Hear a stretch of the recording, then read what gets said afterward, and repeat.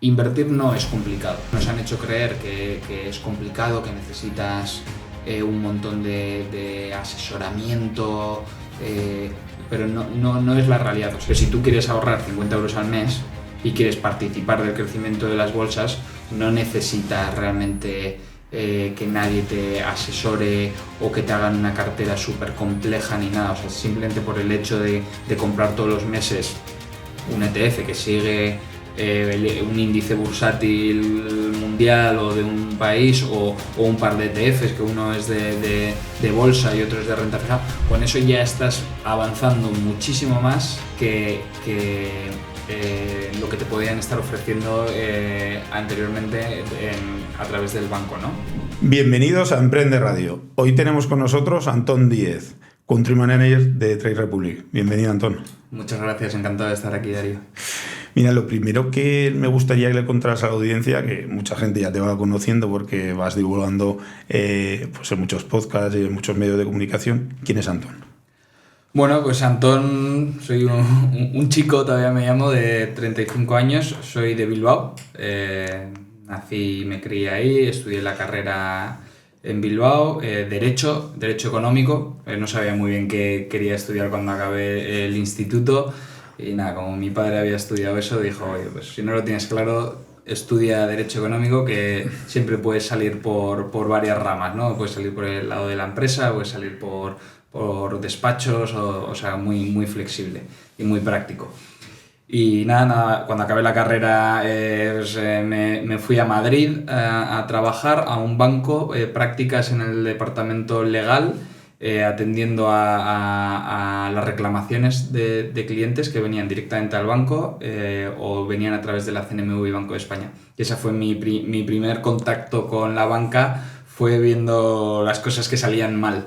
Y la verdad que fue un súper puestazo, porque al tener que analizar las quejas, te tienes que meter un montón en detalle de cómo funciona un banco, ¿no? ¿Por qué a este cliente se le ha cobrado este? ¿Qué ha pasado en esta operación? ¿Qué ha pasado en este traspaso de fondos? Entonces vas mirando y te vas familiarizando de cómo funcionan los traspasos, cómo funcionan las operaciones de bolsa, etcétera, etcétera.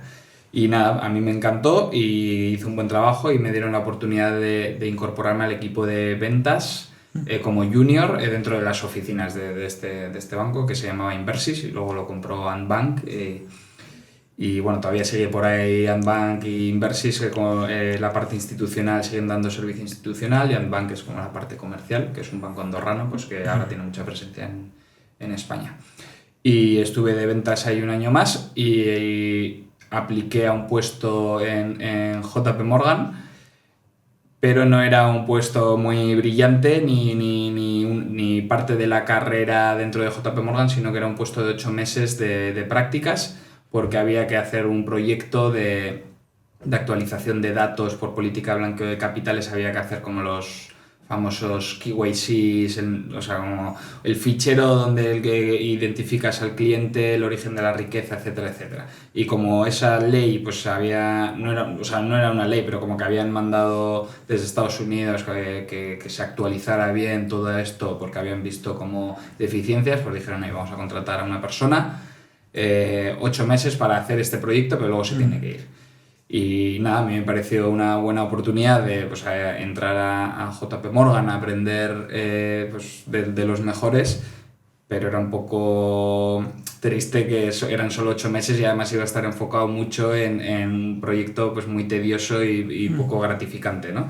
Pero bueno, aún así pensé que era una buena oportunidad y que después de 8 meses nunca se sabe qué podía pasar. Y sí que traté de ir un poquito más allá de mi trabajo y tratar de aportar esa experiencia que había tenido como ejecutivo de ventas, pues de apoyar a los equipos de banqueros pues en la captación de clientes, ¿no? Y nada, la verdad que fue duro, pero estuvo muy bien, porque sí que como que causé muy buena impresión, no solo por el esfuerzo, sino por la iniciativa que tuve en otros proyectos, y me permitieron quedarme pues a tiempo completo en el llamado programa de analistas. Los bancos americanos y en general cualquier banco internacional tienen los programas de analistas, que al final un analista es un junior.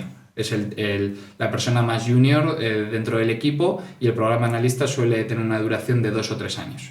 Y pues el programa pues, conlleva obviamente una serie de responsabilidades de trabajo, pero también hay como un plan de carrera, de training, de cuándo te toca promocionar, en qué condiciones te toca promocionar, pues las revisiones de tu evolución dentro de la empresa. Está todo muy encorsetado, entonces es muy, muy bueno para la gente que está empezando a trabajar, porque te da también mucha visibilidad. Colombia, Kenia, Etiopía. Te invitamos a probar los mejores orígenes cafeteros. Entra en cafeselcriollo.com y descubre todos nuestros cafés de especialidad.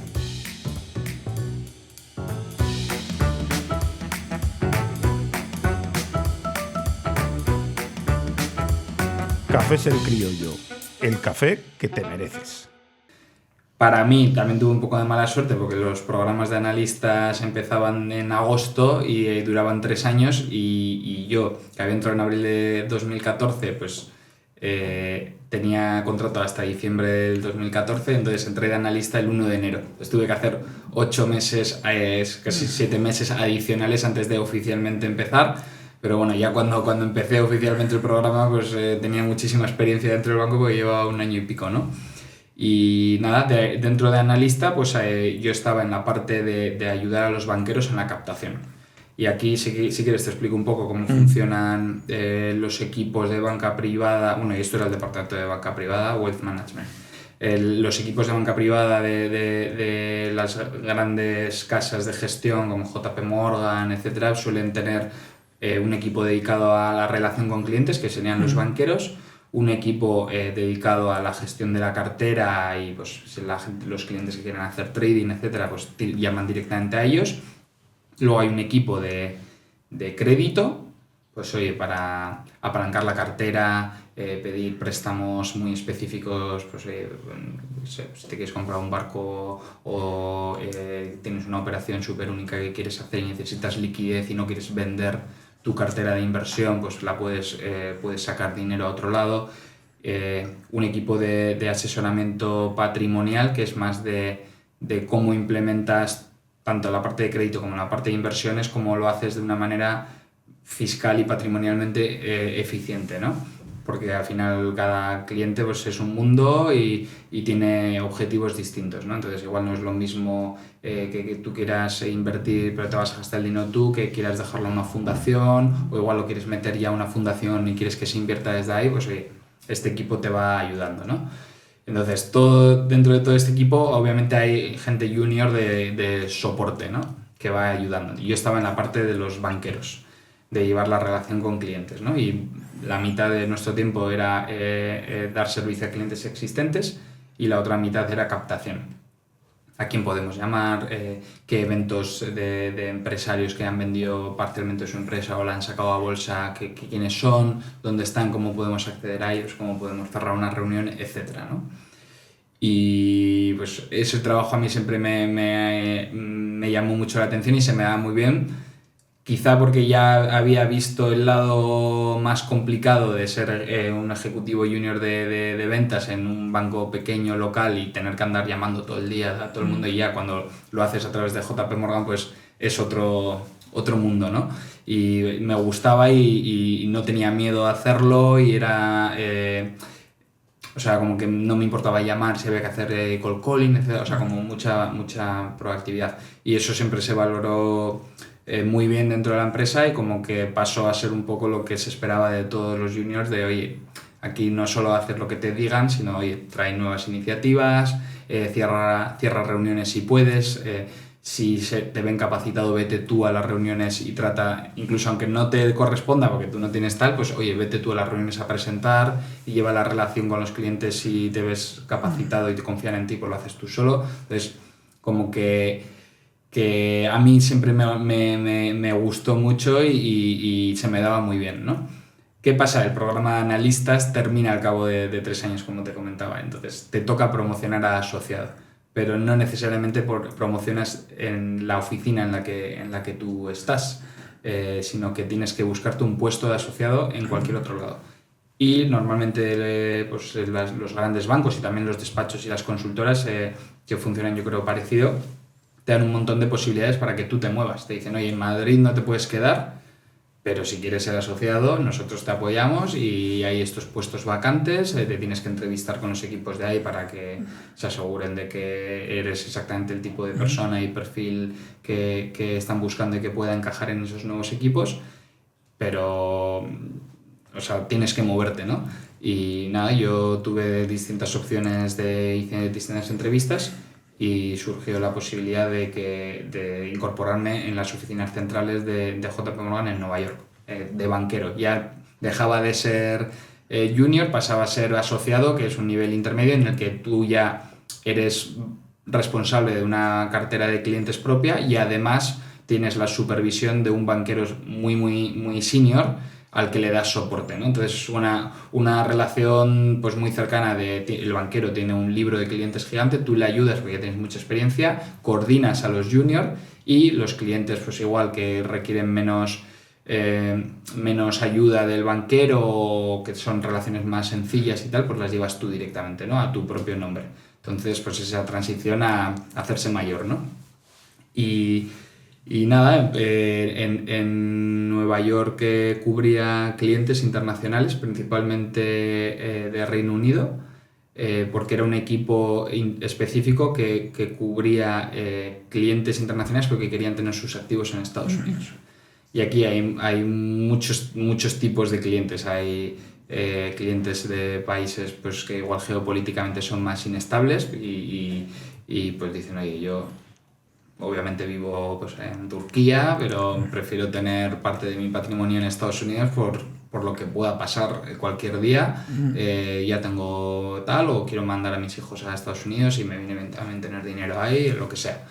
Entonces, ese es un tipo de cliente. Luego hay clientes que son americanos que viven en el extranjero y los americanos, como tienen que pagar impuestos en Estados Unidos, siempre, independientemente de dónde vivan y de dónde sean residentes fiscales, es una tipología de cliente muy complicada. Entonces también les interesa mantener sus activos en Estados Unidos porque les resulta más sencillo. Y además que en muchos otros países no les aceptan como clientes directamente. Si tú vas a un banco español y dices, no, yo soy americano, probablemente te digan que no puedes abrir la cuenta. Entonces les pasa, hay muchas complejidades ahí.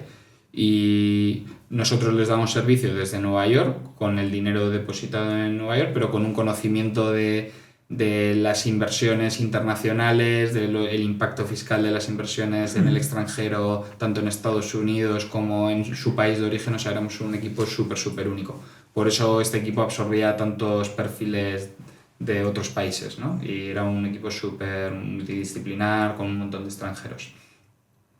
Y bueno, ya cuando estaba en Nueva York ya me empezó a llamar mucho la atención el mundo fintech, ¿no?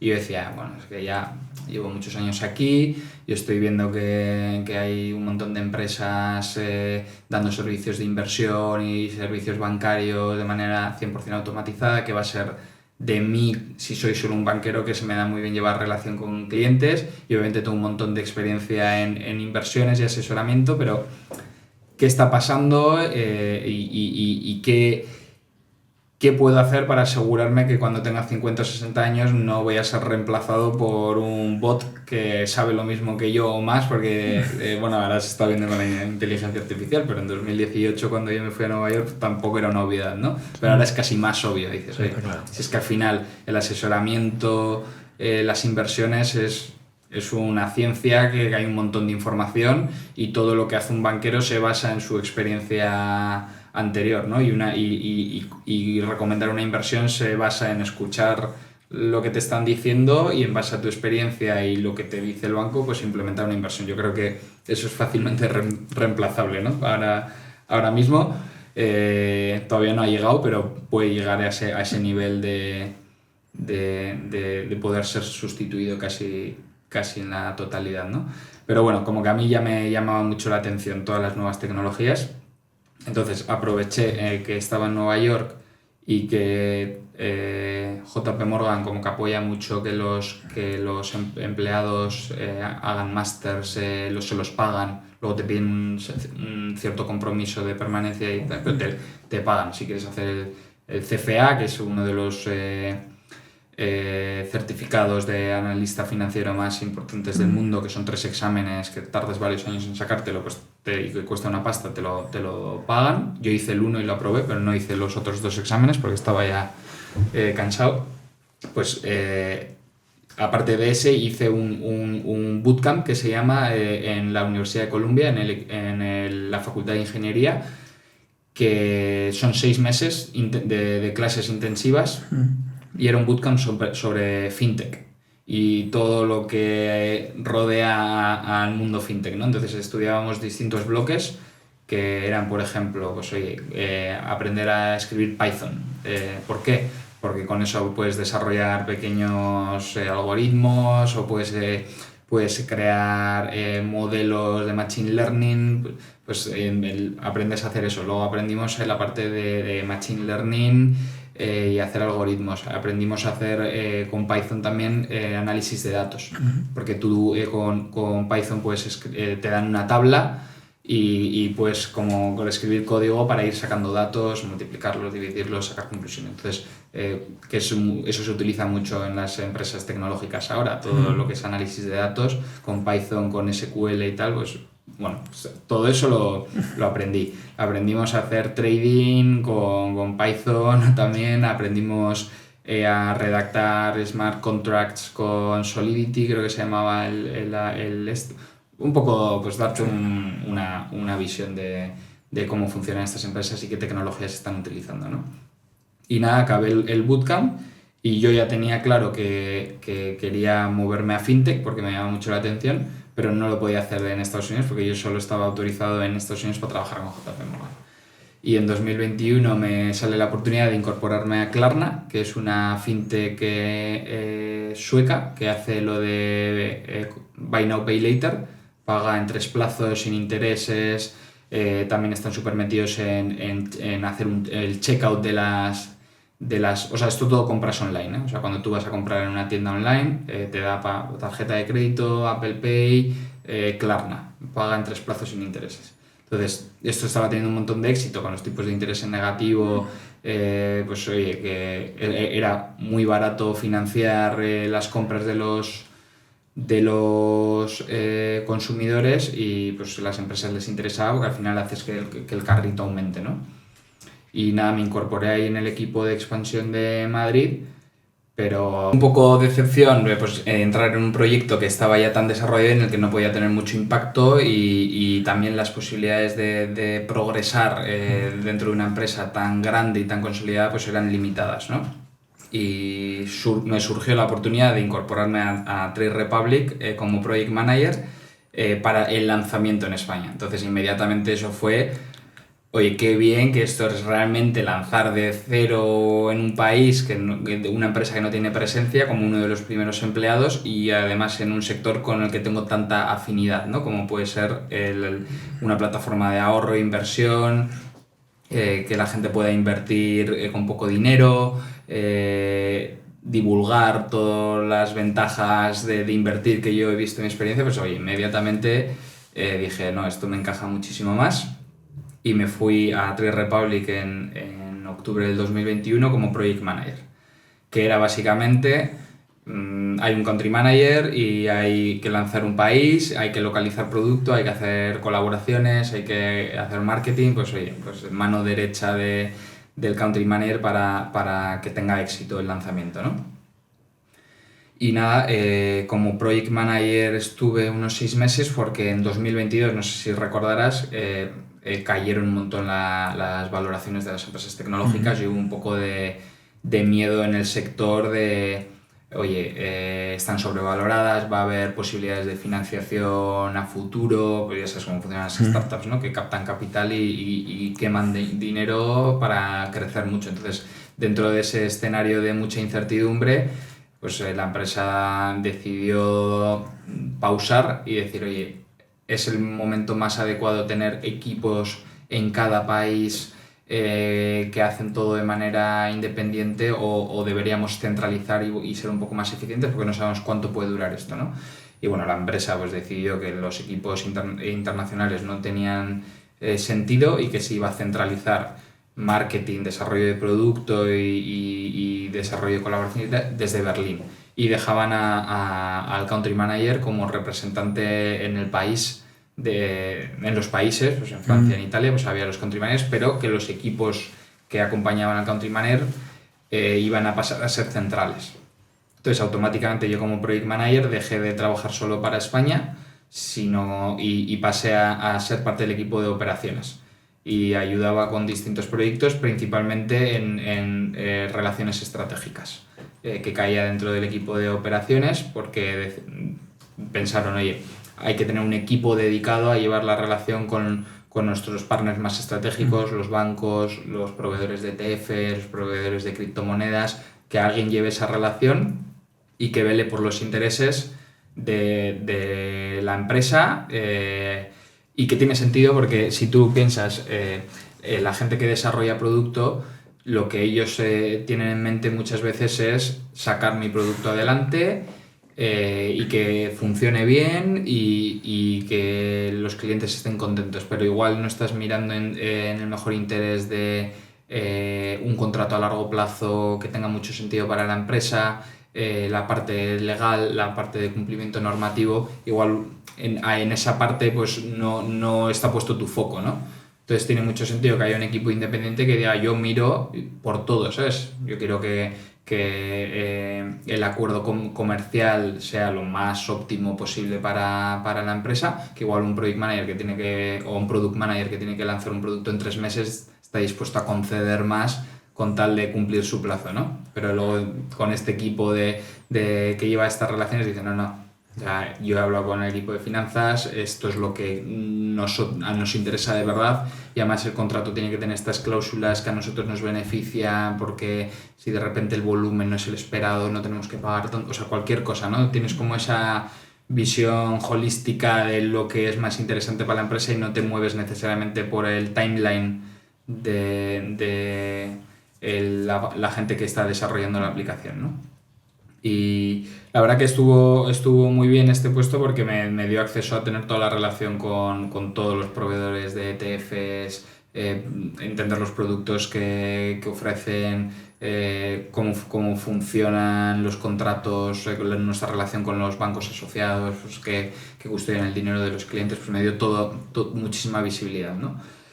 Y bueno, el country manager el de España decidió irse a otro proyecto con unos amigos y automáticamente a su jefe pues se acordaba de que yo había sido project manager en España, que estaba en Madrid, que conocía súper bien el negocio, que venía de banca privada además, y como que automáticamente me ofrecieron el puesto. Y para mí también tenía mucho sentido porque a mí siempre me ha gustado pues estar cerca del cliente y la parte de divulgación, y pues lo acepté y que realmente yo cuando entré en Trade Republic de Project Manager la idea era algún día, ¿sabes? Convertirme en el propio Country Manager, ¿no? Porque quería ese puesto de que te da pues esa oportunidad de divulgar algo tan importante como es el ahorro en la inversión, y sobre todo en un país como España que ha estado muy penalizado por muchos motivos que luego podemos hablar. Y nada, y justo llevo 1 año y pico de country manager y la verdad que todo está yendo muy, muy bien. Yo estoy muy contento en el puesto, me permite hacer lo que más me gusta, que es hablar de inversiones y tratar de explicar a la gente pues, las bondades de ahorrar e invertir, matar falsos mitos, ser disruptivo, ¿no? Ofreciendo algo que hasta ahora nadie ofrecía y poder explicarlo libremente, pues todo eso a mí me gusta mucho. Y nada, en 20 minutos eso es Antón. Esa es mi introducción. Sí, nos has ido diciendo, nos has ido desarrollando todo lo que ha sido tu carrera profesional. Antes de entrar en toda la parcela de inversiones y de lo que es Trade Republic y los productos que tiene el mercado, me gustaría, a modo de un poquito de curiosidad, que nos dijeras alguna experiencia, alguna vivencia que tuvieras en el tiempo que estuviste en Wall Street, en Nueva York, en JP Morgan, algún tipo de cliente, alguna vivencia, alguna negociación que dijera, mira, reseñaría esto que me sucedió. Bueno, teníamos muchos clientes de muchísimos tipos. Yo me acuerdo de uno que era griego y vivía en Londres, que era un loco. Nos estaba siempre gritando al teléfono por todo y como que nadie quería llevarlo y obviamente yo llegué ahí y me tocó gestionarlo y era un tío súper complicado, pero también era un fanático del arte y tal y pues yo tenía que ir muchas veces a su piso y me enseñaba todas las obras de arte que tenía ahí y pues te contaba un montón de cosas y era como curioso. O sea, un poco por explicarte lo bonito y lo feo de la relación con clientes de banca privada, ¿no? O sea, como que el tío cuando le ponías a hablar de las cosas que le gustaba, como que era un apasionado y tal. Pero a la vez luego era un loco que cuando caía la bolsa o tal, pues te llamaba, te gritaba y todo. Entonces era pues una experiencia como muy tensa, pero a la vez de gratificante de cuando estabas a buenas con él, pues poder entender bien pues oye, su opinión sobre el arte, pues, sobre su vida, etcétera. Entonces eso pues yo creo que a mucha gente le ha pasado de clientes complicados de luego cuando tienes una buena relación y construyes un poco de confianza pues como que vas viendo el lado más personal y es muy bueno. Y no, y luego pues también a mí lo que me llama mucho la atención, como nosotros tratábamos en mi equipo con muchos ejecutivos americanos que vivían en Londres, porque es normal que entre Estados Unidos y Reino Unido haya mucho intercambio de ejecutivos y nosotros, por lo que he contado antes, pues teníamos a muchos ejecutivos que vivían en Londres y de banca también. Y a mí siempre me llamó la atención tíos tan brillantes con carreras tan exitosas y con tanto dinero, la confianza que depositaban en ti a la hora de llevar sus inversiones, o sea, cómo te escuchaban, cómo aceptaban las recomendaciones que hacías y el respeto con el que te trataban, a mí me impactó porque siempre pensé, joder, estos tíos viene aquí un español, ¿sabes? Les va a contar tal y le van a decir, este pavo, ¿sabes? O sea, yo haré un poco lo que me digan mis amigos del sector y no.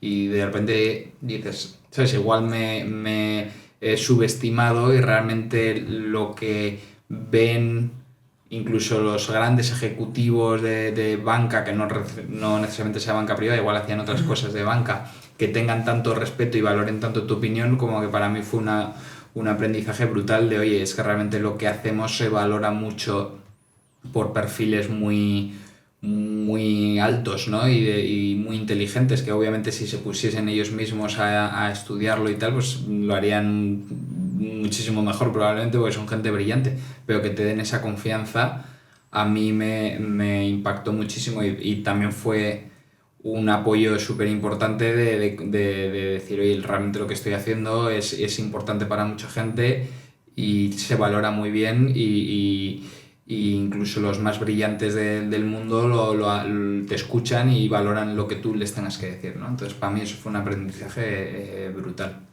Y nada, luego más anecdótico, pues no, pues lo que decía antes, historias que te cuentan los clientes, operaciones súper importantes que haces, ¿no? Que ves un montón de dinero circular por cuentas, pues, y también desde Estados Unidos se ve un montón de financiación de arte, de barcos, de aviones, que no pagan para comprarse un avión, sino que lo financian, ¿no? Porque tiene sentido pues, económico para ellos, ¿no? Pues ver esas operaciones es guay. Que se apalancan en la financiación para al final conseguir, ¿no? Sí.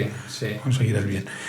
Centrándonos un poco en el papel que quiere jugar Trade Republic, ¿qué papel quiere jugar a la hora de democratizar un poco el acceso a la inversión? Porque hasta ahora un poco el acceso a la inversión era de la gente que tenía más capital y ahora empiezan a salir aplicaciones que te permiten, pues, gente haciendo pequeñas aportaciones que pueda ser rentable, porque si al final te cobran unos costes por hacer la operación, otros intereses por el movimiento del dinero, que hay muchas veces te cobran 7, 8, 9 euros, pues si vas a hacer una aportación de 100 parece que no va a tener ni sentido, ¿no? Sí. Bueno, nosotros queremos jugar un papel de líderes en lo que es tanto la democratización del acceso a las inversiones como la divulgación, ¿no? De por qué hay que hacerlo y cómo hay que hacerlo. Y yo daría un paso atrás y diría, o sea, hace 10 años en España no se podía realmente invertir con muy poco dinero. O sea, si tú querías comprarte un ETF o una acción y con 100 euros, no era posible, porque te cobraban unas comisiones de compra-venta, de custodia, pues, altísimas, ¿no? Y al final hay una gran parte de la población que ha estado desde mucho tiempo sin tener posibilidades de acceder a la inversión. Y las nuevas tecnologías, que es lo que decía antes, permiten ahora poder invertir o poder ahorrar y poder sacar el máximo beneficio de tu dinero sin tener que tener mucho dinero. Ya no necesitas tener 10.000 o 100.000 euros para poder comprar una cartera de inversión de fondos o de ETFs o operar en bolsa. Ya no. Ahora tienes nuevas tecnologías que te permiten hacer eso como la gente que tiene 1.000.000 de euros en el banco. Y ahí es donde nosotros queremos liderar y creo que estamos en camino de liderar en España. En Alemania ya somos líderes como una de las mayores plataformas de ahorro en Europa. Alemania, siendo nuestro país de origen, somos el líder absoluto a la hora de seleccionar una plataforma de inversión. La mayoría de la gente selecciona Trade Republic. Queremos liderar y queremos hacer algo que sea sencillo de utilizar, sencillo de entender, seguro y barato. O sea, al final, invertir no es complicado. O sea, invertir nos han hecho creer que es complicado, que necesitas un montón de asesoramiento, pero no es la realidad. O sea, si vamos a banca privada y estamos hablando de una persona, pues que lo que hablaba, ¿no? Con las complejidades patrimoniales, con muchísimo dinero que quiere diversificar en muchas cosas, pues igual sí que necesitas que te asesoren. Pero si tú quieres ahorrar 50 euros al mes y quieres participar del crecimiento de las bolsas, no necesitas realmente que nadie te asesore o que te hagan una cartera súper compleja ni nada. O sea, simplemente por el hecho de comprar todos los meses un ETF que sigue un índice bursátil mundial o de un país o un par de ETFs, que uno es de bolsa y otro es de renta fija, con eso ya estás avanzando muchísimo más que lo que te podían estar ofreciendo anteriormente a través del banco, ¿no? Bueno, que es luego otro tema que podemos hablar. Entonces, ese acceso a las inversiones a día de hoy es posible para mucha gente que ya no era posible, y además lo puedes hacer de una manera segura, ¿no? Porque estas plataformas, a pesar de que sean nuevas y no haya oficinas ni nada, la regulación es la misma, ¿no? O sea, al final, si tú quieres ser un proveedor de servicios financieros dentro de Europa, tienes que cumplir con las mismas normativas que cualquier otra entidad, ¿no? Aunque la otra entidad lleve 200 años y tú lleves 5 años, todos tenéis que cumplir lo mismo, ¿no? O sea, no hay distintas leyes para distintos players. Entonces, hay estas plataformas como Trade Republic son igual de seguras, y el tema donde se vuelven súper competitivos es en los precios y las comisiones, porque al final están desarrolladas de una manera innovadora, de tal modo que no haya que incurrir en costes muy elevados que luego haya que trasladar al cliente, ¿no? Que es un poco, yo creo, que lo que pasa con las entidades españolas, ¿no? Que al final yo creo que tienen una estructura de costes muy elevada y no les permite ofrecer productos realmente eficientes, ¿no? Para muchos clientes. Y es una pena, ¿no? Porque realmente luego los bancos sí que juegan un papel crucial dentro del tejido económico de los países, ¿no? Pues dando préstamos a empresas, dando servicios autónomos, etc. Pero en la parte del ahorro y banca al cliente retail o el cliente minorista, yo creo que ahí es donde fallan mucho porque se evidencia esa parte de tener que sacarle mucho rendimiento a un cliente para poder mantener sus objetivos de rentabilidad. Y eso viene indudablemente por la falta de innovación tecnológica por detrás que te permita reducir tus costes, ¿no? Y bueno, luego pues ya estratégicamente si tienes que tener más oficinas o no, pero bueno, ¿cuál es la realidad? Que luego tú te haces cliente de un banco, no te remuneran el dinero que tienes en la cuenta de efectivo. Si quieres comprar un fondo de inversión o un plan de pensiones, te ofrecen prioritariamente los suyos. Sus comerciales tienen que empujar esos productos y hacen llamadas de oye, compra este producto porque veo que tienes dinero en la cuenta, tal, y están como forzando a un producto que realmente no es bueno, ¿no? O sea, es un producto pues, que tiene unas comisiones muy elevadas y tiene una rentabilidad un poco mala. Normalita. ¿no? Normalita.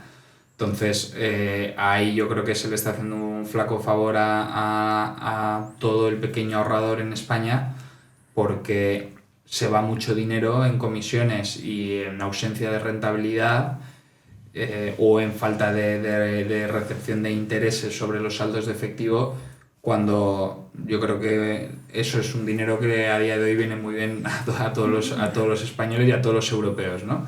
Y bueno, la parte de liderar en esa democratización pues pasa por ofrecer herramientas y productos que te permitan sacar más partido a tu dinero, ¿no? ¿Y cómo lo hace Trade Republic? Pues dando el interés completo del Banco Central Europeo, hasta 50.000 euros en el dinero en efectivo, ¿no?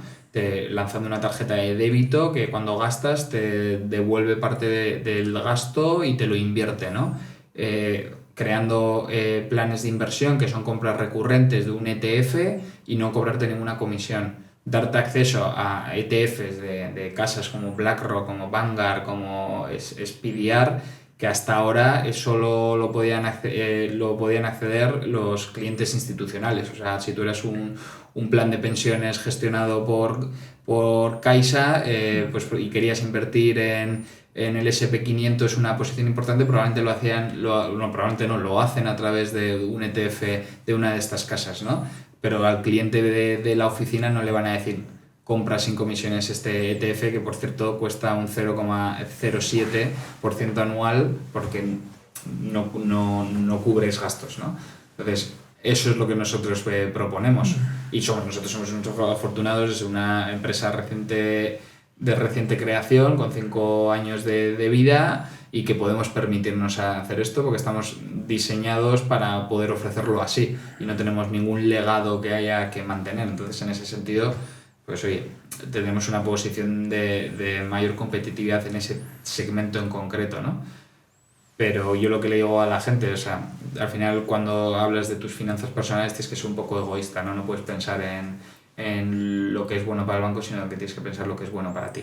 Y si tú puedes generar más intereses con tu dinero, puedes invertir con menos comisiones y puedes utilizar mejores productos de inversión, hazlo, ¿sabes? Porque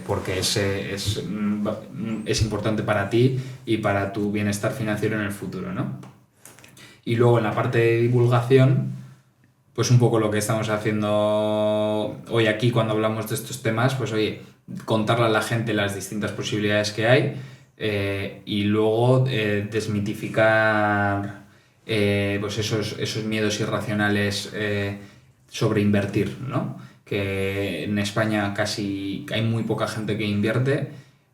También mucha gente que ha tenido mala experiencia a la hora de invertir, pues por malos productos financieros, malas prácticas bancarias, que se han vendido productos que no se debían vender, y que luego en mi experiencia personal, pues nuestra propia bolsa no es un super caso de éxito a largo plazo versus si lo comparas con los mercados estadounidenses, ¿no? Entonces yo creo que ahí hay una experiencia un poco mala en general. Y la gente lo percibe como súper arriesgado, como un casino, y no debería ser así, ¿no? Porque al final la inversión a largo plazo te permite apreciar tu capital participando del crecimiento económico, y se vuelve muy poco arriesgado cuando lo haces a largo plazo, porque al final las bolsas a largo plazo tienen un movimiento alcista constante.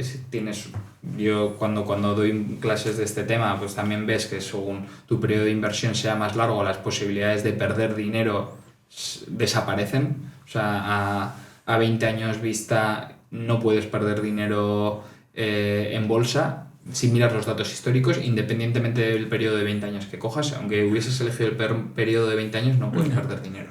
Entonces eso te dice un poco, oye, pues igual es verdad que a largo plazo es una buena solución. Y tiene todo el sentido, porque al final la bolsa es un reflejo de la economía y de cómo funciona el mundo, ¿no? Y el mundo al final funciona pues, oye, con gente que va a trabajar, que trata de producir más que el año anterior, que consume y que el precio de las cosas va aumentando con el tiempo, ¿no? Por la inflación.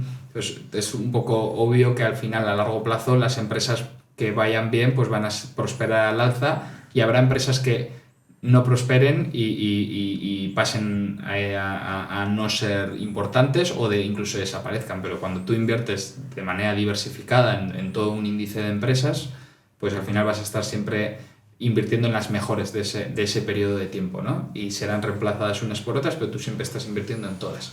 Entonces, en el conjunto de todas esas empresas está lo que es la rentabilidad anual a largo plazo, que hace que tu capital se aprecie, ¿no? Entonces, yo es lo que en la parte de divulgación lo que más insistimos, que no es un casino, que esto es una herramienta al alcance de todo el mundo para que su capital no pierda valor, poder adquisitivo, y que además se aprecie. Y a mí me parece igual de arriesgado tener el dinero a largo plazo en una cuenta corriente que invertirlo en bolsa, porque el dinero en cuenta corriente, si pasa cualquier evento extremo, pues también pierde valor. O sea, igual piensas, no, es que la bolsa si hay una guerra en Europa, la bolsa va a caer un 50%. ¿Y qué crees que va a pasar con el valor del dinero? Porque igual tu dinero pierde un 50% de valor en el mismo periodo, porque hay hiperinflación, porque hay escasez de energía, de productos, y automáticamente el dinero pierde valor. O sea, que no creamos que por tener el dinero en cuenta no está en riesgo en un evento extremo, ¿no? Lo que sí que está en riesgo muy bajo es de pérdida de poder adquisitivo, ¿no? Porque si tú al final tienes un 2% anual de inflación, que es el objetivo del Banco Central Europeo, a 20 años vista tu dinero vale la mitad. O sea, con ese mismo dinero puedes comprar la mitad de cosas. Entonces ya tienes un riesgo bajo de pérdida patrimonial anual por tenerlo en efectivo y no tener rendimientos que al menos te ayuden a superar la inflación, ¿no? Entonces ahí ese riesgo está ahí. Y si tú crees que hay un riesgo extremo en la bolsa, pues que sepas que hay riesgos extremos que también tienen impacto en el mercado monetario, ¿sabes? Está claro. Me gustaría ver si nos podrías contar algún ejemplo de rentabilidades, o sea, de lo que se puede dañar tu propia rentabilidad cuando estás trabajando con una entidad bancaria al uso, en el que el coste de las comisiones va a ser un coste, en muchos casos, alto, y los costes que se pueden tener, por ejemplo, con Trade Republic. O sea, en un modelo de inversión, ¿cuánto es el coste que podríamos estar perdiendo? Sí. Porque al final dejas de estar invirtiendo todas esas comisiones que se te vayan almacenando en el tiempo. Bueno, esto o sea, al final es un cálculo matemático que puede hacer cualquier persona. Si no se cree lo que le digo, lo puedes sacar una calculadora o un Excel y lo calculas. Pero si tú coges la misma rentabilidad... Volviendo un paso atrás, al final la rentabilidad de tus inversiones vienen determinadas por dónde inviertas. Y en pocas ocasiones seleccionar un gestor o otro va a cambiar a largo plazo cuál es la rentabilidad esperada de tu inversión. ¿Esto qué quiere decir? Que si tú decides invertir el 100% de tu patrimonio en la bolsa de Estados Unidos, tu rentabilidad va a venir determinada por lo que vaya a hacer la bolsa de Estados Unidos a largo plazo, ¿no? Y si decides invertir solo el 50% en Estados Unidos y el otro 50% en letras del Tesoro de España, pues la mitad va a venir determinado por el activo que has seleccionado a largo plazo. Luego, que elijas un gestor o un vehículo u otro no cambia tanto lo que es la rentabilidad. Puede cambiártela, pero en menor medida. Más del 90% de la rentabilidad a largo plazo va a venir por esa decisión de dónde invierto. Entonces, ¿qué pasa cuando tú a una rentabilidad que obtienes anualmente de donde estás invirtiendo, que es, por ejemplo, la bolsa de Estados Unidos, le vas quitando comisiones? Ahí es donde se ve un impacto brutal. Y de hecho nosotros hicimos pues, los cálculos y dijimos, oye, para una rentabilidad del 5% anual, ¿qué pasa si no le quitas comisiones, le quitas un 1% de comisiones o le quitas un 2% de comisiones? A la misma rentabilidad, ¿no? Obviamente, si no le quitas ninguna comisión, tienes una rentabilidad del 5%, al cabo de 10-20 años tú tienes siempre el 100% de tu patrimonio revalorizado, ¿no? Si tú le quitas un 1% de comisión anual a ese 5%, vas a haber recibido solo un 64% de lo que de otro modo hubieses acumulado. O sea, si tú te comparas con el 5% anual sin ninguna comisión, es el 100%. Si tú le aplicas un 1% de comisión, has recibido solo un 64%. O sea, te has perdido un 36% de valor. Y ahora explico cómo se pierde.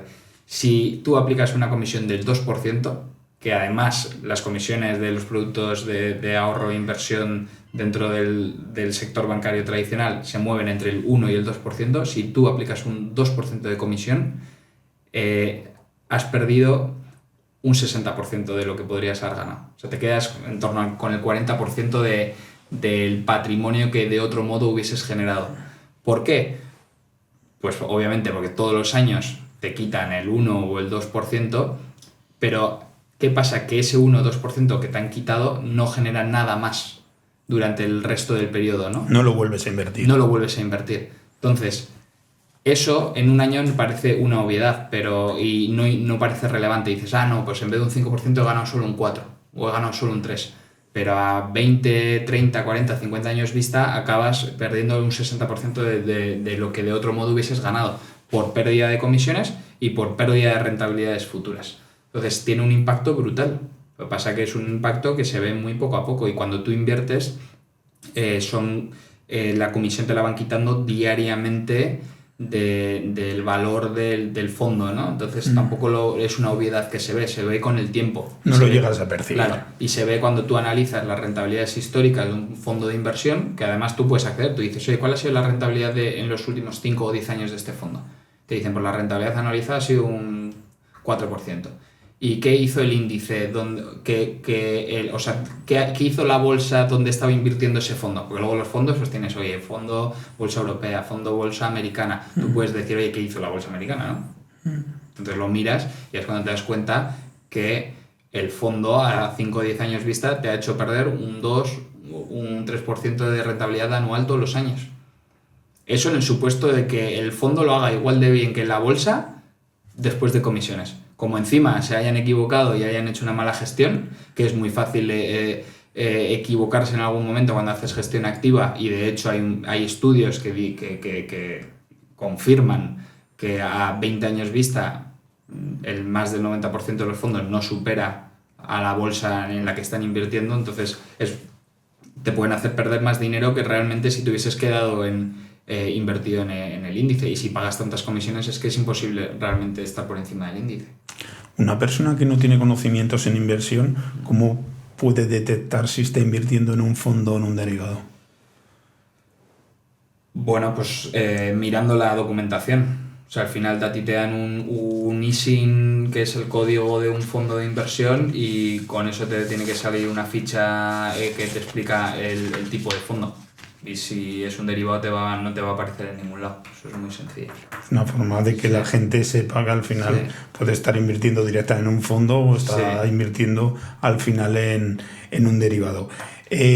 Has estado hablando un poco de la seguridad a la hora de invertir, y sí que te he oído alguna vez comentar en que muy poco porcentaje es mejorable, por ejemplo, el estar invirtiendo en las empresas del S&P 500 a estar invirtiendo en un fondo que te lo esté gestionando desde otra entidad bancaria o desde otro sitio.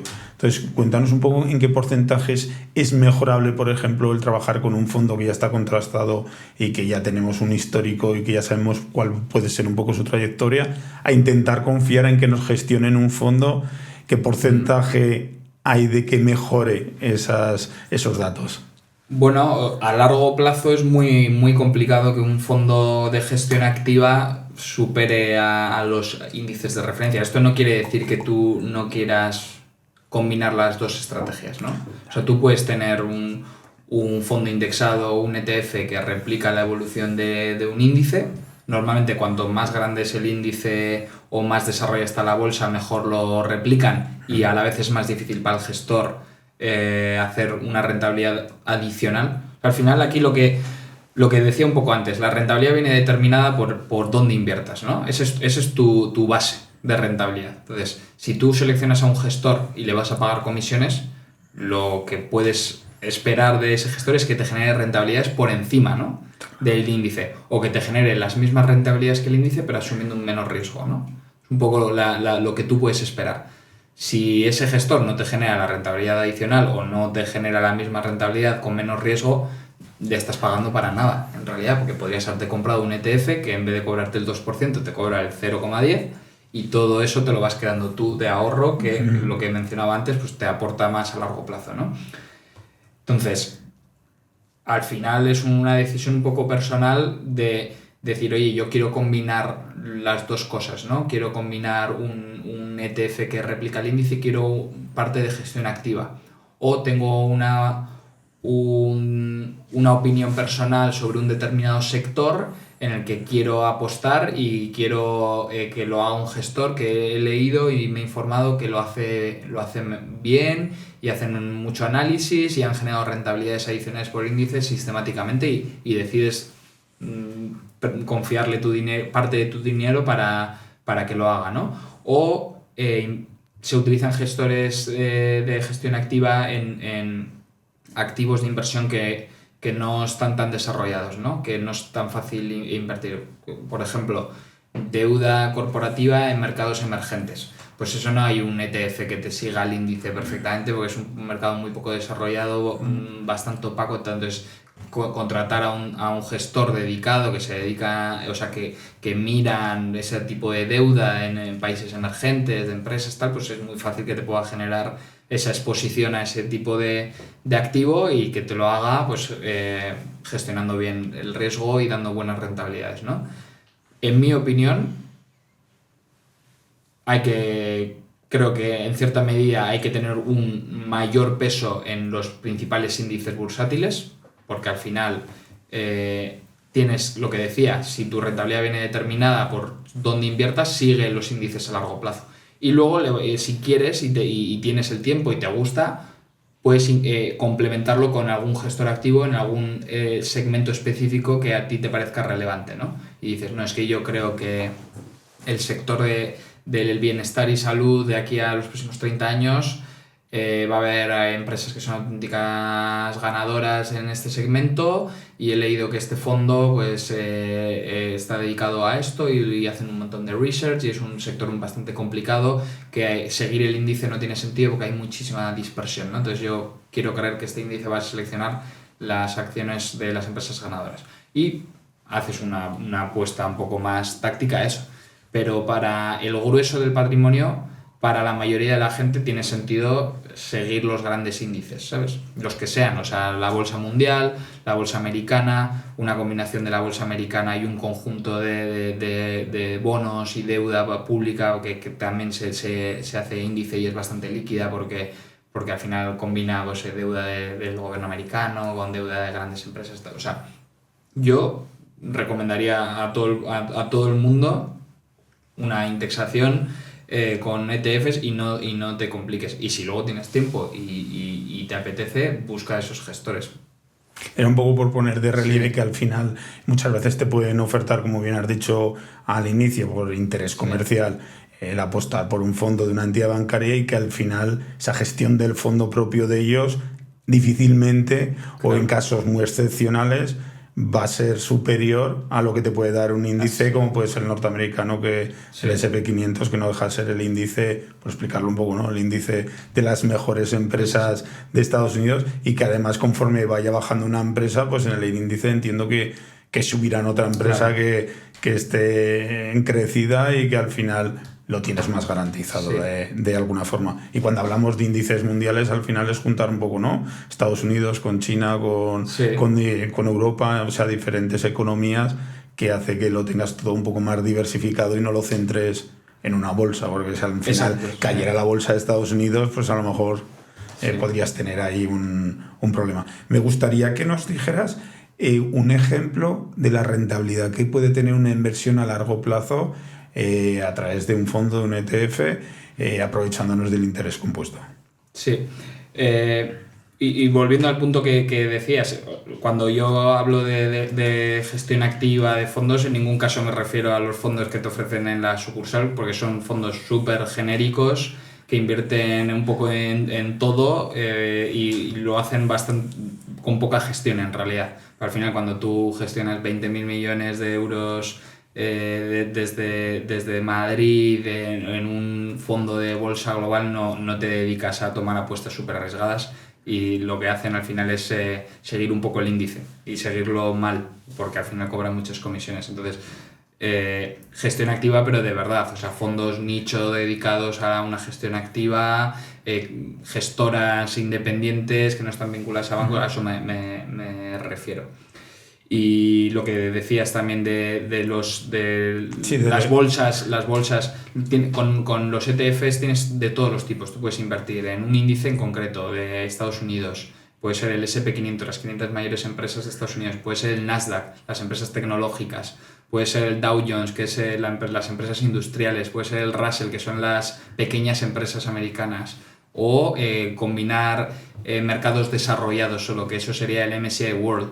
Luego tienes una combinación de mercados desarrollados y emergentes, que ahí incluirías China e India, que es el ACWI, ACWI. Tienes todos los tipos para... Y luego tienes ETFs también que son sectoriales, o dices, no, yo quiero solo invertir en inteligencia artificial. Es un ETF que invierte solo en empresas de manera automatizada, porque es un sector dentro de la bolsa. Dice, pues estas son las empresas que participan en temas de inteligencia artificial, y solo compras ese ETF y lo tienes. Volviendo a la parte de rentabilidad a largo plazo, yo siempre utilizo de ejemplo el S&P 500, porque es la bolsa más desarrollada del mundo, y recientemente además publicamos un estudio en el que analizábamos cuál había sido la inflación histórica en los últimos 50 años en Estados Unidos y la rentabilidad del índice había sido de alrededor el 11% anualizada en los últimos 50 años, y la inflación había estado en torno al 3,5-4%, que eso lo restas de la rentabilidad. Entonces, si tú miras la rentabilidad real después de inflación, estamos hablando de un 7% anual durante 50 años. Eso es increíble, y o sea, eso no se lo inventa Trade Republic ni se lo inventa Antón. Pero si tú hubieses invertido $10.000 en 1993 en el S&P 500, tendrías más de 200 y pico mil dólares a cierre del año pasado, de 2023. Estos son además unas slides que yo consulto mucho de JP Morgan, y te explica cuál es la rentabilidad a largo plazo de $10.000 en la bolsa americana desde 1993. Si no reinviertes los dividendos, $180.000. Si los inviertes son 200 y pico mil, que no me acuerdo cuál era el número, pero la línea es súper ascendente, y te puedo garantizar que las mejores 10 empresas de Estados Unidos en 1993 no son las que están ahora, pues estaban Exxon, IBM, estaba por ahí, ahora son otras. Y a eso me refiero, que al final tú cuando inviertes en índice inviertes en empresas ganadoras, y dentro de 40 años igual ya no son Amazon, Tesla, Apple, Meta, son otras. Al final, estas aportaciones a largo plazo mucha gente se las toma como para complementar a las pensiones que pueda recibir en un futuro. Me gustaría saber desde tu punto de vista qué perspectiva de futuro le ves al actual sistema de pensiones que tenemos en España.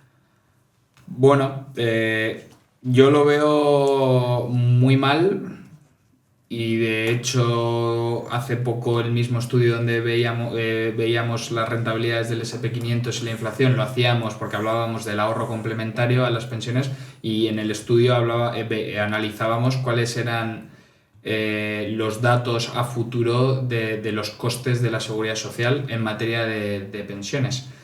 Y los resultados del estudio para mí son preocupantes, porque los gastos se van a aumentar significativamente. Los ingresos nunca los vamos a saber, ¿no? Porque no sabemos qué va a pasar con la productividad de España, no sabemos qué va a pasar con las políticas de empleo, o sea, hay mucha incertidumbre, pero tú sí puedes analizar los costes, porque tú ya sabes cuánta gente se va a jubilar salvo que de repente pase algo así extremo, pero tú ya sabes, con los datos del INE, sabes cuánta gente se va a jubilar o cuánta gente va a cumplir por lo menos 67 años todos los años, ¿no?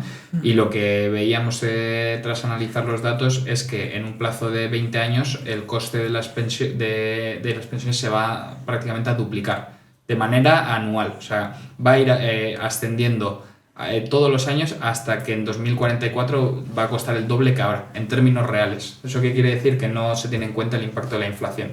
O sea, que además las pensiones públicas se ajustan a la inflación. ¿Por qué se va a duplicar? Por 3 motivos. Porque de aquí a 2044 todos los años va a estar cumpliendo cada vez más gente 67 años. Ahora son alrededor de 500.000 personas al año, para 2044 serán alrededor de 750.000 personas, que las que se jubilan anualmente. Esto ya te hace que el coste de las pensiones suba un 40%. Además, toda esta gente que se va a jubilar es un grupo de gente que ha cotizado durante más tiempo y con mayor productividad y por tanto le corresponden pensiones más altas, las más altas de la historia. Esto supone en términos reales de nuevo otro 40% más de coste adicional.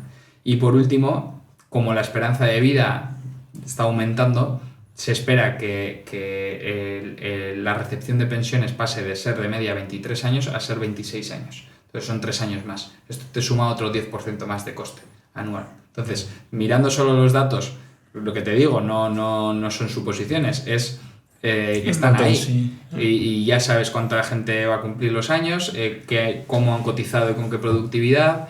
Y la esperanza de vida, pues obviamente no se puede confirmar, pero la tendencia es que cada vez se vive un poco más, ¿no? Entonces va a doblarse el coste anual de pensiones.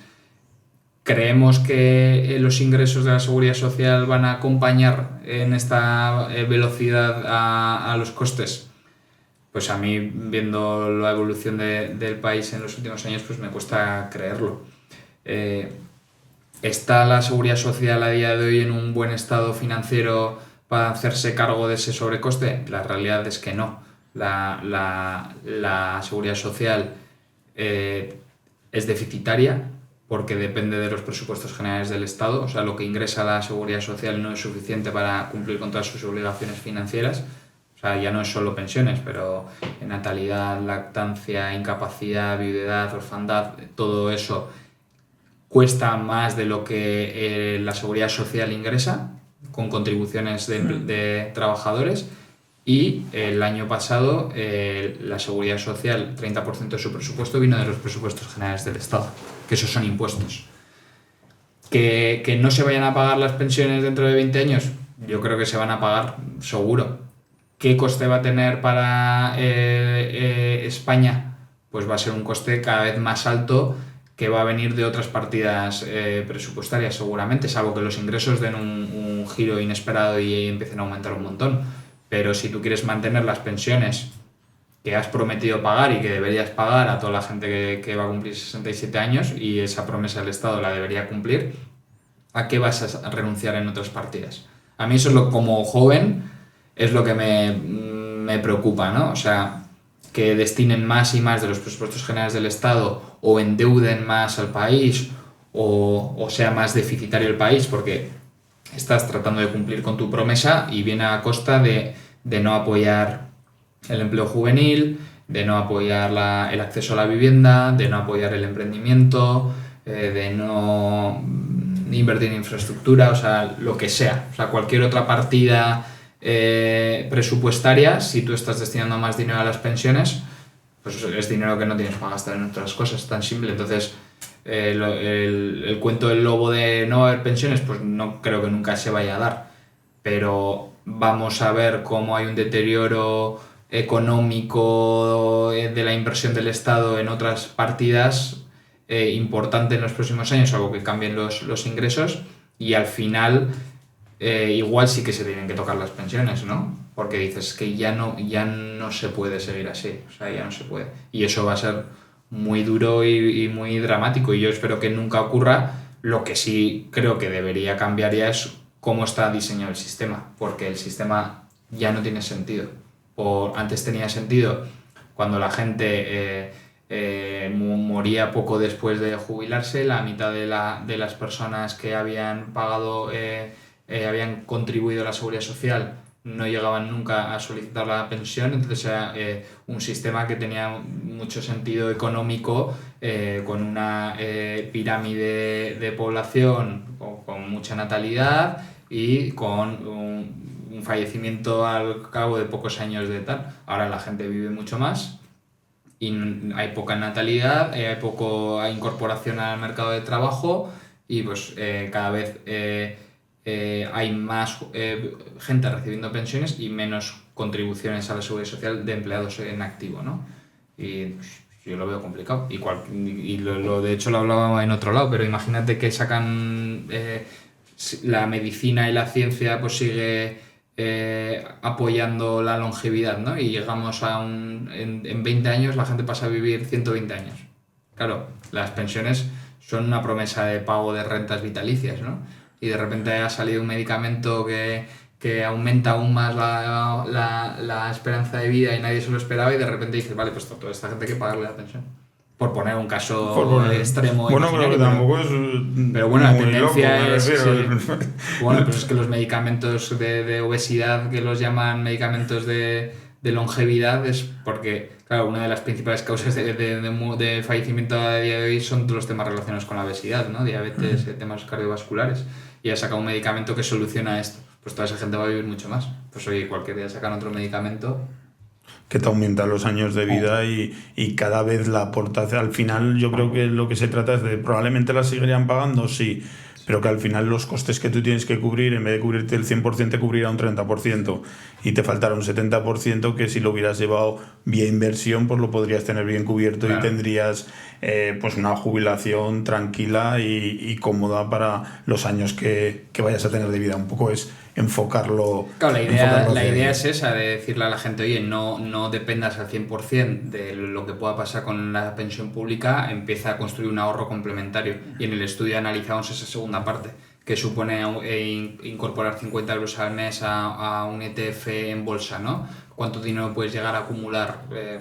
Pues crea ese hábito. ¿Cuánto dinero crees que vas a necesitar desde el día que te jubiles para complementar tu pensión? Todo eso se puede hacer una estimación. Tú te puedes sentar y decir, oye, yo según mis cálculos voy a recibir 1.800 euros de pensión, pero quiero tener 3.000 euros al mes para vivir, porque quiero seguir manteniendo mi casa principal y mi casa en la playa y quiero poder irme de vacaciones, o sea, lo que cada uno, sus objetivos personales, que los tenga y que los cuantifiques, ¿no? Entonces tú dices, oye, yo voy a recibir 1.800 euros y quiero tener 3.000, necesito 1.200 euros al mes. Y además creo que voy a vivir hasta los 95 años porque mis padres vivieron hasta los 93 y mis abuelos hasta los 90, ¿no? Y tú echas tus números y dices, oye, pues si me jubilo con 67, voy a vivir hasta los 95, tengo ahí 32 años, 28 años,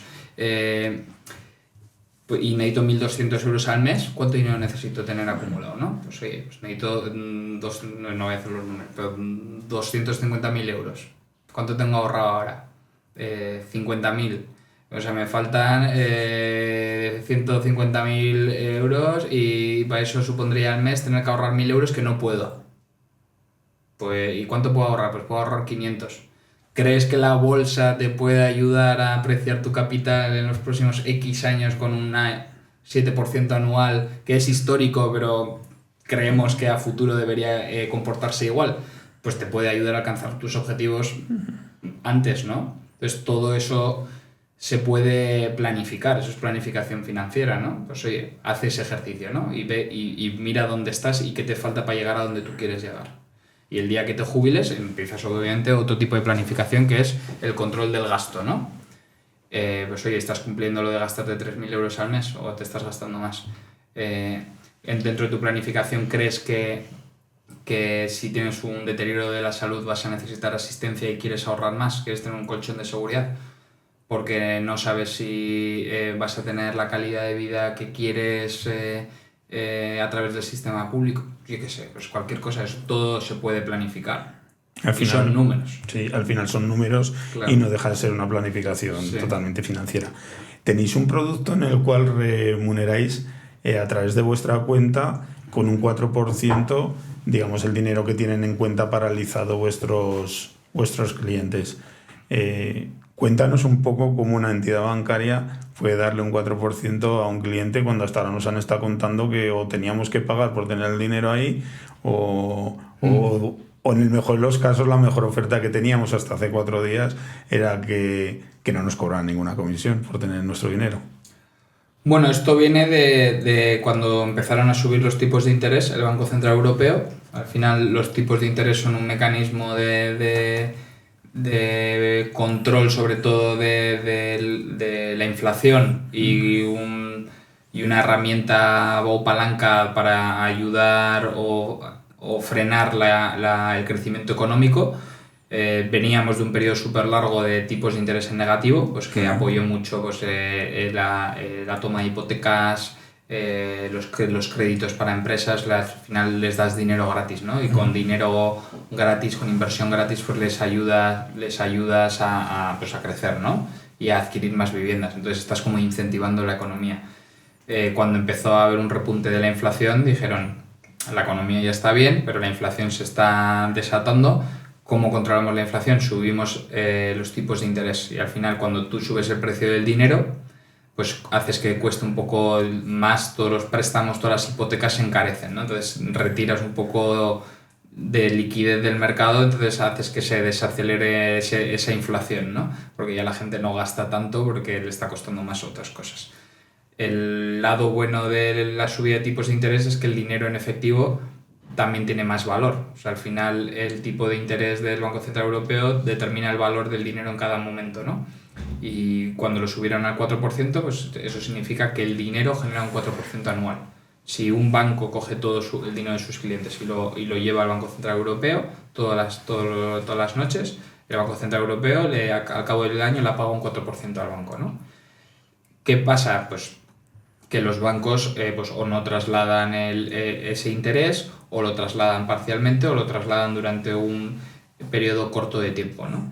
Y lo que se ha visto de muchos bancos es que cuando empezaron a subir los tipos de interés, también los beneficios de los bancos subieron mucho, ¿no? Y hay una relación ahí porque al final hay 1 billón de euros de familias españolas en efectivo y depósitos.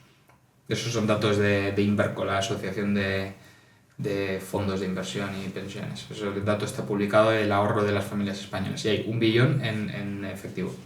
¿Qué pasa si ese billón está generando un 4% anual y eso no se traslada al cliente final? Pues es un beneficio que recae en algún lado, ¿no? Pues en ese caso pues en el de los bancos. Nosotros, ¿qué hicimos el año pasado? Pues decidimos que como nuestra misión es que la gente ahorre y saque más partido del dinero, y como ese dinero es suyo, pues les trasladamos ese 4%. Es decir, los clientes que depositan dinero en Trade Republic hasta 50.000 euros, pues ese 4% que Trade Republic recibía se lo pasaba directamente al cliente, ¿no? Y es una manera de que la gente saque más partido de su dinero. ¿Por qué lo podemos hacer? Pues porque lo que comentaba antes, somos una empresa nueva con costes de operativos súper bajos y que nunca ha formado parte de nuestro modelo de negocio, ¿no? Porque cuando lanzamos en 2019 ya los tipos estaban en negativo, entonces nunca ha formado parte de nuestra estrategia. Y eso pues ha hecho que mucha gente pues abra un poco los ojos de decir, oye, realmente es que mi dinero me puede generar intereses y son intereses muy significativos. Cuando los intereses están al 4% y tienes 50.000 euros, son 2.000 euros más al año, ¿no? Ahora que estaba pasando, que de hecho la semana pasada el Banco Central Europeo se volvió a anunciar que vuelve a bajar los tipos de interés, la inflación ya se ha moderado y está súper controlada, entonces abaratas el precio del dinero, ¿no?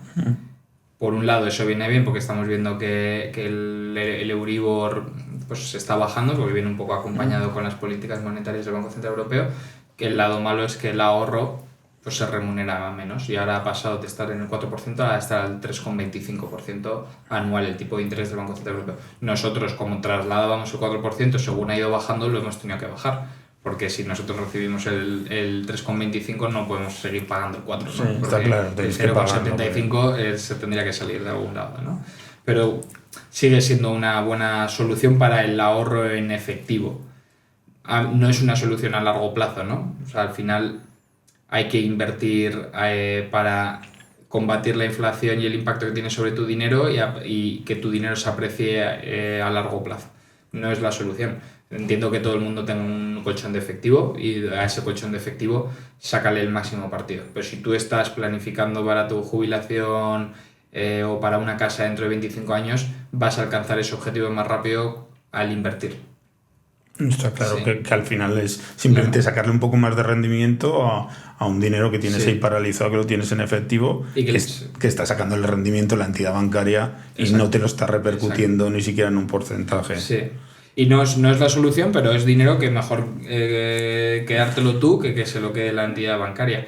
Y la parte que inviertas, como es a largo plazo, que sepas que no es lineal el crecimiento de las bolsas y habrá años que caiga y hay años que recupere lo que cayó y sube un poco más y hay que un poco olvidarse, ¿no? Y confiar, porque al final, del mismo modo que confiamos que el valor del dinero pues se va a más o menos respetar, ¿no? En lo que decía un poco antes, de que no va a haber una hiperinflación que va a hacer que el dinero pierda valor, que ha pasado en otros países. Pues del mismo modo que confiamos en eso, confiemos un poco en el proceso de la inversión a largo plazo, ¿no? Y si un año cae un 20%, que te puede pasar, confía que el año siguiente, mientras tú sigues haciendo tus aportaciones mensuales y tal, que volverá a subir. Y si vuelves a mirar los datos históricos de las bolsas, ha habido caídas brutales como en la burbuja de las .com, la crisis financiera del 2008, etcétera, pero luego la bolsa ha seguido subiendo a largo plazo. Entonces eso se va a volver a pasar. Va a haber años muy duros en bolsa, de mucha caída, pero si el mundo sigue funcionando como lo conocemos, seguirá subiendo. Y puedes pensar en 1000 crisis que ha habido que parecía que iba a ser el fin del mundo, el crack del 29, las guerras que ha habido y tal, y la bolsa está mucho más alta que por aquel entonces cuando parecía todo el fin del mundo. La diversificación ahí es clave. Asegúrate de siempre estar expuesto a muchas empresas y no depender solo de una, porque si todo tu patrimonio está en una empresa que cae, pues va a ser muy difícil que te recuperes. Si participas de la evolución de todas, pues habrá algunas que lo hagan mejor o otras peor, pero al final la media es la que te lleva a esa rentabilidad objetivo. Tenéis también otro producto que es a través de la tarjeta de débito que remuneráis de alguna forma, es que esto es muy llamativo, me refiero. Me gustaría que explicaras cómo os podéis permitir remunerar porque una persona pague con su tarjeta de débito. Pues es por lo mismo, al final los ahorros de costes son muy importantes y nos permite trasladar un poco el beneficio al cliente final, pero sobre todo la tarjeta, que es una tarjeta de débito, está vinculada al hecho de que la gente invierta con nosotros periódicamente. ¿Cómo funciona la tarjeta? La tarjeta, siempre y cuando tú tengas un plan de inversión de al menos 50 euros con Trade Republic, que puede ser en un ETF, en una acción o en varios, y un plan de inversión, déjame que lo explique, es una compra recurrente de un activo que se ejecuta sin comisiones. Entonces tú puedes decir, oye, yo quiero empezar a ahorrar 20 euros en bolsa americana, 20 euros en bolsa europea y 10 en Japón, y tienes 3 ETFs y dices, si quiero que esas compras se hagan todos los meses. Y lo dejas activado y eso se va ejecutando. Todos los meses se van comprando esas bolsas independientemente de dónde esté la bolsa en cada momento. Que además es una estrategia que se llama DCA, que es Dollar Cost Averaging, que es hacer un promedio del coste de compra de tus activos, ¿no? Entonces, si tú tienes esos planes de inversión establecidos con Trade Republic, todo lo que gastes con la tarjeta de débito del dinero que tienes en la cuenta, que es el dinero que te está generando el 3,25% anual, todo ese dinero que gastes te devuelve el 1% hasta 15 euros al mes y te lo invierte donde tú digas. Entonces es una manera de incentivar el hábito de invertir a través de algo tan cotidiano como es el gasto. Entonces, obviamente, nosotros como plataforma de inversión ganamos dinero pues, con la parte de inversiones, que es la naturaleza de nuestro negocio, pero incentivamos que el gasto que tú tengas que hacer sin endeudarte ni nada, pues una tarjeta de débito, pues que ese gasto que haces pues te repercuta algo, ¿no? Y generamos esa conciencia de, bueno, como invierto, cuando gasto, pues ahorro un poco más porque me devuelven parte del dinero y me viene genial. Y la verdad que si gastas con la tarjeta 500 euros y te devuelve 5 euros al mes y se te invierte en tus 50 euros, ya son 5 euros por encima que vas todos los meses sobre tu inversión inicial, de dinero que es gratis. Eso es, yo creo que una buena herramienta y también es un mensaje de la empresa de decir, oye, nosotros no te damos el cashback para que te lo gastes donde quieras, te damos el cashback para que se invierta y te lo vamos a dar siempre que y cuando tú inviertas todos los meses por lo menos 50 euros. Entonces va todo un poco enfocado en el ahorro, el gastar pensando en el ahorro y la inversión, etcétera. Pues, y vienen pues de poder trasladar esos beneficios, ¿no? Al cliente final. Y luego otro mecanismo que tiene la tarjeta es un redondeo que se llama Roundup, que si tú te gastas 2,10 euros, te redondea hasta 3 euros y te invierte esa diferencia del 0,90 en donde tú elijas. Ese dinero no viene gratis como el del Saveback, sino que viene de tu cuenta, pero te permite crear el hábito de invertir, ¿no? Y de una manera pues que casi no lo notas. Si se te va redondeando, pues oye, 10 céntimos, 25 céntimos, tal, al final del mes, pues igual ahorras 10 o 15 euros, depende de cuántas veces utilices la tarjeta, pero generas ese hábito, ¿no?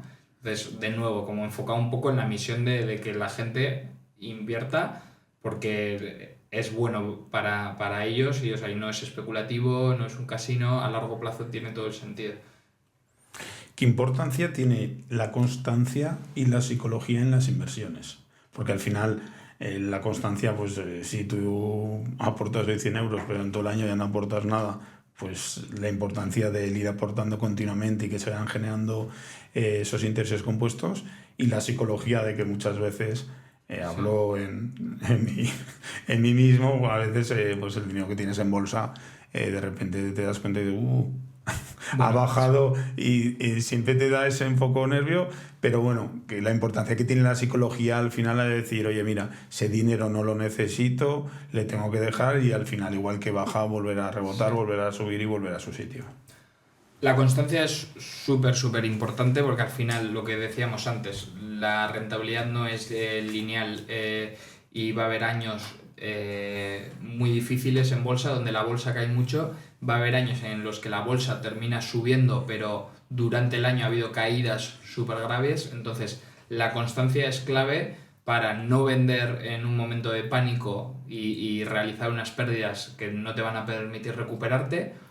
La constancia es clave porque si tú estás haciendo una estrategia de inversión mensual de esos 50 euros, si eres constante, cuando la bolsa caiga un 20, un 30%, vas a estar comprando durante un periodo de tiempo mucho más barato y va a hacer que tu coste medio baje y tu llegar a la rentabilidad objetivo del 7%, por seguir con el ejemplo anterior, la cumplas antes que si de repente dices, no, es que ahora tengo miedo porque mira qué está pasando en la bolsa y dejas de comprar. Pues estás dejando de comprar barato y cuando todo empieza a subir ya te habrás quedado fuera durante unos meses donde no has invertido más y eso impide que tu coste medio sea el adecuado para tu rentabilidad objetivo, ¿no?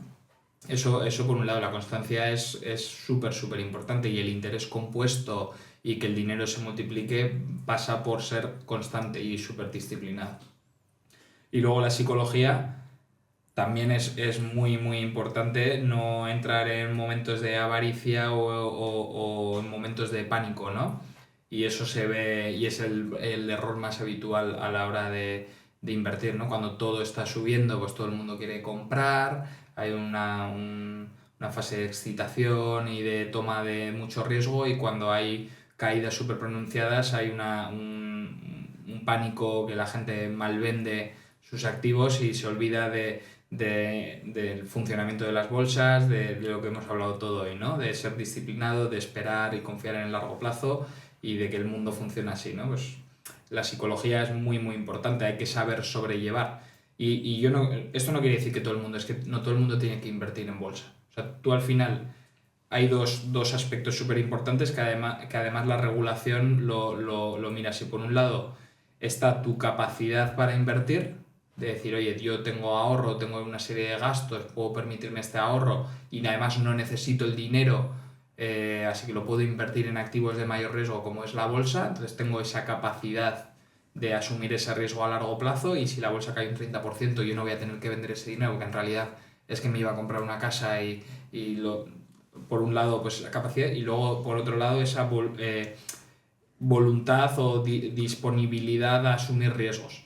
Y hay gente que no debería invertir en bolsa porque psicológicamente no está preparada para ver su dinero caer un 20 o un 30% en un periodo en concreto. Esa gente no debería invertir. En bolsa debería invertir en otras cosas.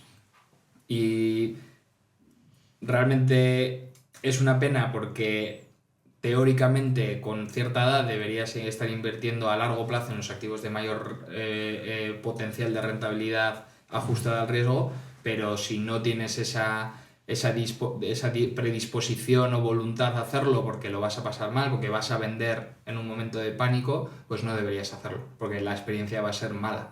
Entonces ese análisis del perfil de inversión se hace cuando tú asesoras financieramente a la gente, haces un poco el análisis de la capacidad y la predisposición, ¿no?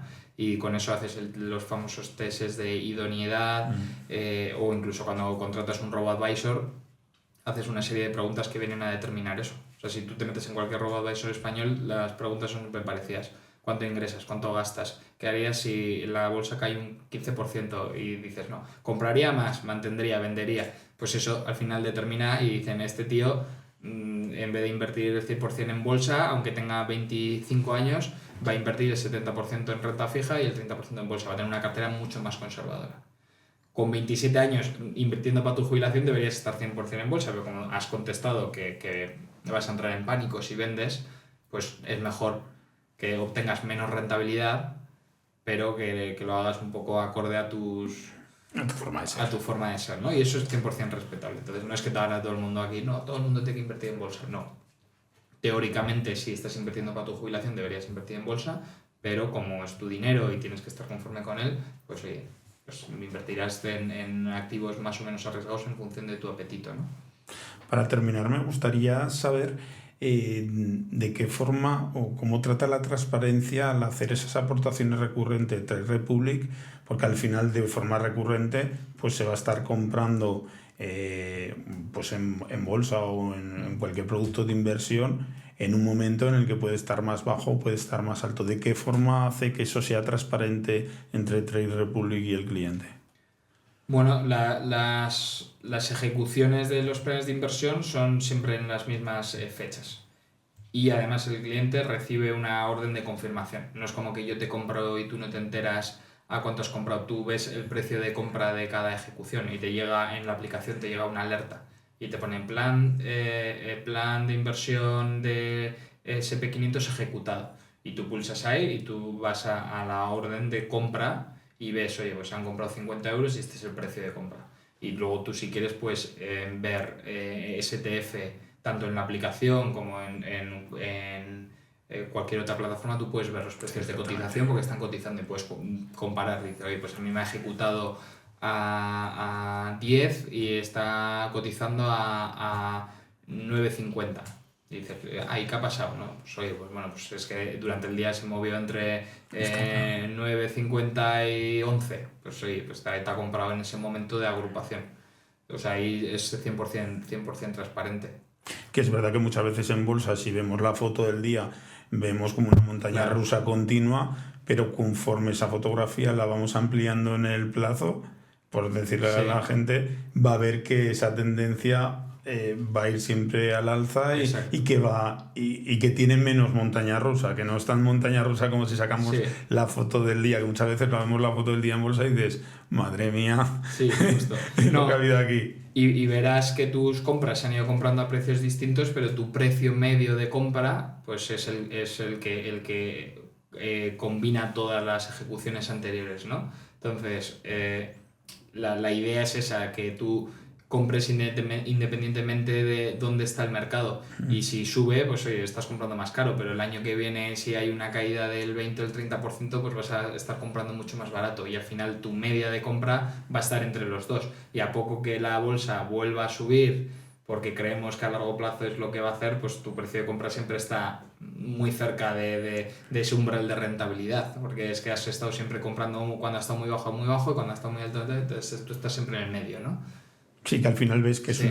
es una media. Claro. Y que en esa parcela que le podía preocupar al inversor, que vosotros tenéis la transparencia al final de pasarles lógicamente un documento o de Claro, o sí. la misma aplicación. Eso está todo Quiero disponible. entender yo de que ellos puedan ver en qué momento se ha comprado, cuál era el coste y que ellos puedan ver que se es transparente desde ese punto. Sí. Pues muchas gracias, Antón, de verdad, por haber venido aquí a compartir este episodio en Emprender Radio. Desde el primer momento que te lo propuse, pues estuviste abierto a ello y te lo agradezco. No, muchísimas gracias a ti, Dario. Encantado de haber podido venir aquí a contar un poco mi historia. A todos los que queráis saber más de Antón Díez y sobre todo tener más información sobre Trade Republic, os pondremos el enlace en la propia descripción del vídeo.